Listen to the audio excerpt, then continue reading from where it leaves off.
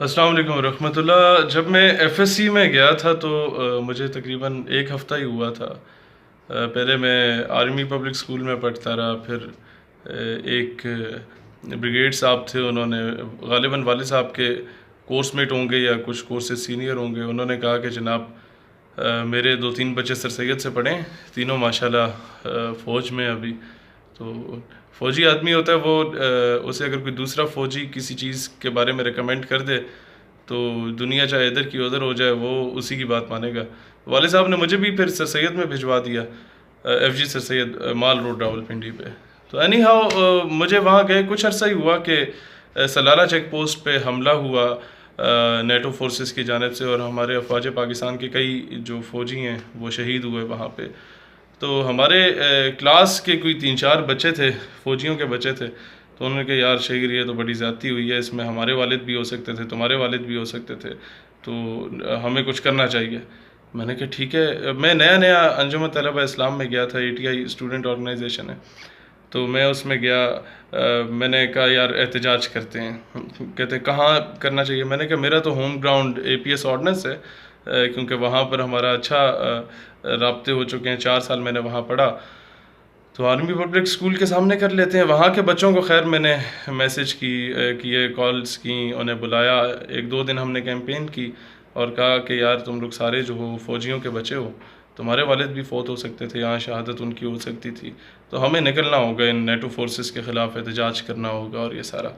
तो वो जो तीन चार बच्चे जिन्होंने मुझे बड़ा मोटिवेट किया, वो उन्होंने मुझे जब मोटिवेट कर दिया, मैंने पूरी कैंपेन चला दी। एंड पे मैंने जब जिम्मेदारियाँ बांटने की बात आई और जब बिल्कुल करीब आ गया, मतलब एहतजाज से आधे घंटे पहले की बात थी, अभी छुट्टी होनी थी कॉलेज से कि हमने एहतजाज के लिए चले जाना था।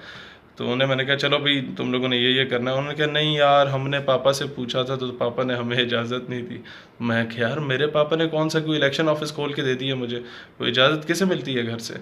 चलो शाबाश, ये झंडा पकड़ो और निकलो। अमूमन जो लोग इस एटमॉस्फेयर में पले बड़े होंगे बेहतर जानते हैं कि हमारे, क्योंकि सारा कुछ हमें प्लेट में रख के दे दिया जाता था, तो ज़्यादातर हमारे जो फौजियों के बच्चे हैं वो मम्मी डैडी टाइप की लॉट होती थी। तो मैं थोड़ा सा मुनफरिद सिर्फ इस वजह से था कि मुझे बचपन से ही अब्बा जी ने वो गांव भेजने की आदत थी उन्हें, कि हर महीने डेट के बाद तुमने गांव लाजमी जाना है। और अमूमन तो हफ्ते के बाद भी हम लोग गांव जाया करते थे, और अक्सर लोकल सफ़र मुझसे करवाते थे हाईएस्ट का, कि तुम्हें पता हो कि यार हम लोग कहाँ से पले बड़े हैं, किस तरह ज़मीनों में वो हल चलाते रहे खेतों में, और कितनी हार्डशिप्स के बाद जाके हम लोग इस मकाम तक पहुँचे हैं, तो तुम लोग हवाओं में ना उड़ो। एनी हाउ, उस वजह से थोड़ा सा इंटरेक्शन सिविल कम्युनिटी की सिविलियंस के साथ ज़्यादा होता था, और बड़ा ऐसी ग्राउंड रियलिटीज़ जो कि बाकी लोग सोने के चम्मच लेके पैदा होते हैं उनको नहीं मालूम होती, वो हमें हो गई थी बचपने में ही। और लोगों के क्या मसाइल होते थे वो सारी चीज़ें, थोड़ा बहुत वो सियासी बैकग्राउंड इस हवाले से था कि चचा दादा वगैरह वो चेयरमैनी के इलेक्शन वगैरह लड़ते रहते थे, तो वो लोगों के मसाइल वो सारा देखना। अमूमन जब ये ईद के दिनों में सो जाते थे शाम को, तो मेरी ड्यूटी होती थी कि वहाँ मेहमानों को सारों को डील करना होता है।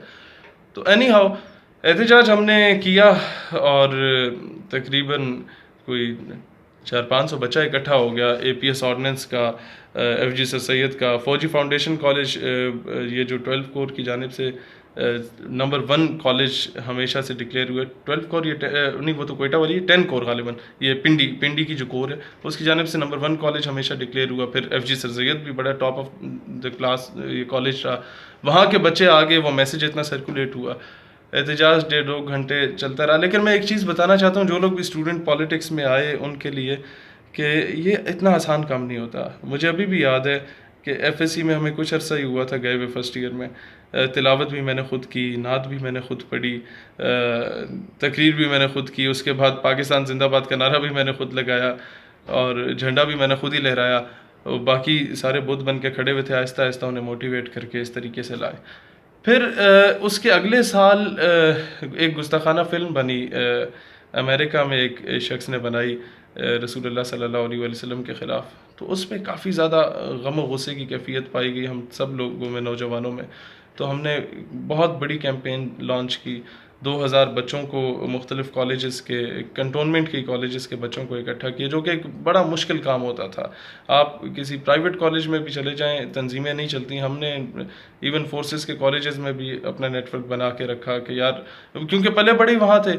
एनी हाउ 2000 बच्चे और 1000 वकील पिंजी कचहरी में मैंने एड्रेस करके उन्हें इकट्ठा किया। मैंने कहा भाई ये ना देखो कि तुम्हें दावत देने वाला एक 16-17 साल का बच्चा है, ये देखो कि वो किस अजीम मकसद के लिए तुम्हें दावत दे रहा है। तो आओ, हुजूर सल्लल्लाहु अलैहि वसल्लम की इज़्ज़त, हुर्मत और नामूस का मामला है, हम सब एक हो।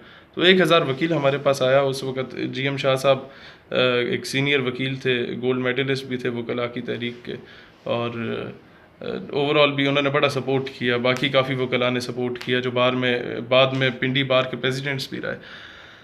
एनी हाउ वो रैली हम लोग निकाल के गए। जनरल हमीद गुल को अल्लाह जन्नतुल फिरदौस में आला मकाम अता फरमाया। उन्होंने उनसे अक्सर मुलाकात हमारी होती थी, तो उन्होंने उस दिन गाड़ी भेजी कि बरखुरदार इस पे खड़ा होकर जो है ना तुमने ख़िताब करना है। तो हम लोग एम्बेसी की तरफ गए, तो सारे वो ज़्यादातर, क्योंकि ऐसे कॉलेजेस में वो आर्मी ऑफिसर्स के या जवानों के बच्चे होते थे, तो वो जब गए वो यही समझ रहे थे कि बस नारे लगाने हैं, जिंदाबाद मुर्दाबाद, वापस आ जाना है। बहरहाल प्लान भी यही था कि कचहरी चौक तक जाना है, लेकिन वहाँ इतना लहू गरमाया हुआ था कि हमने कहा नहीं, एम्बेसी की तरफ मूव करते हैं। वहाँ गए तो वो रबड़ बुलेट्स भी चली, शल भी फेंके गए, वो मिर्चों वाला पानी जो होता है वो फायर ब्रिगेड की गाड़ियों में वो मिर्चें शिर्चें डाल के पानी में वो सारी उन्होंने फेंकना शुरू कर दिया। बहुत बुरा हाल हो गया।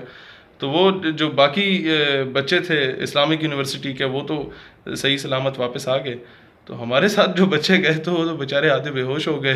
उन्हें कोई, किसी को रात को होश आया, किसी को अगले दिन जाके होश आया। उन्हें तब अंदाज़ा हुआ कि यार ये जो हम लाइफ जी रहे थे वो तो कोई और लाइफ थी।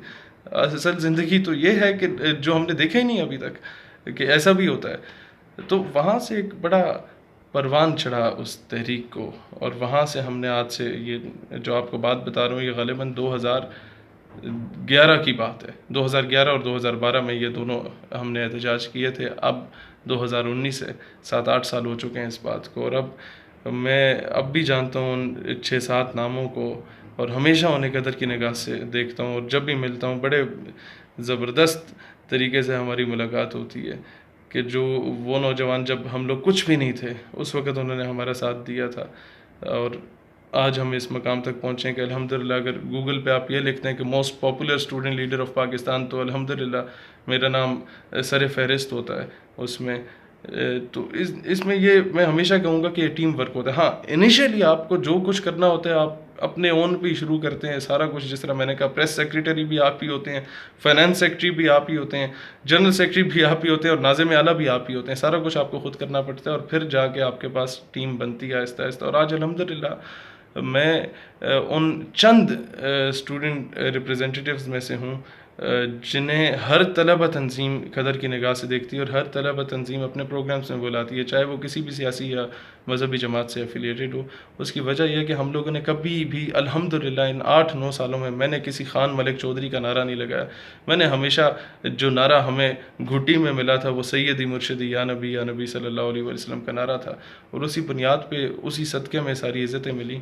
और मैं हमेशा नौजवानों को कहूँगा कि बेटा या मेरे भाई, people like us, they are always used like a tissue paper.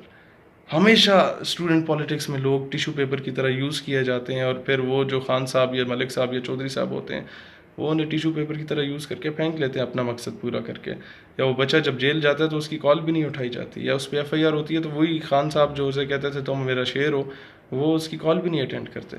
तो कोशिश करो बजाय इसके कि खान मलिक चौधरी के नारे लगाओ तलबा तंजीमात में आके, आपको चाहिए कि आप एक नज़रिए की खिदमत करें, इन्हीं स्टूडेंट पॉलिटिक्स में आएँ, और इस्लाम, पाकिस्तान की इस्लामिक आइडियोलॉजी को डिफेंड करने के लिए कॉलेजेस और यूनिवर्सिटीज़ में अपना किरदार अदा करें। वरना ये जो नस्ल है बिल्कुल ज़ाया की जा रही है इसी बेस पे कि वो फाका कश के मौत से डरता नहीं ज़रा, रूह मोहम्मद इसके बदन से निकाल दो, इसके दिल से वो इश्क मुस्तफ़ा की तड़प को निकाल दो, then it's very easy to conquer them. इनको आप कब्ज़ा कर सकते हो इन लोगों पे, अगर दिल से वो तड़प निकाल दी जाए तो फिर आप इन्हें फ़िरकावारियत में उलझा के फेंक सकते हो, फिर आप इन्हें पंजाबी पठान की जो है तफरीक में डाल के आप इन्हें यूज़ करके फेंक सकते हो। तो ये जो कौमी परचम है ना, इसे मैंने हमेशा तावीज़ समझा। इवन घर में भी मैं जब बैठा होता हूँ तो एक कौमी परचम मैंने अपने सीने पर लगाया होता था। इसकी असल वजह यह थी कि I don't love this Pakistan, कि मैं यहाँ पैदा हुआ। आई लव दिस पाकिस्तान क्योंकि it is the only homeland after Medina पाक which was made on the name of Islam. और ये परचम मेरे लिए एक तावीज़ की मानद है, क्योंकि इस परचम की निस्बत मेरे आका अलैहिस्सलाम के गुंबद खज़रा से है। और मैं अल्लाह अक्सर जगहों पे बात कहता हूँ कि इसका दुश्मन हमारा दुश्मन है, लिहाजा इसके लिए काम करें और इसे इबादत समझ के काम करें कि आपने वाकई उस पाकिस्तान की खिदमत करनी है जिस पाकिस्तान को बनाया ही इस्लाम के दिफा के लिए गया था। पाकिस्तान हमेशा जिंदाबाद।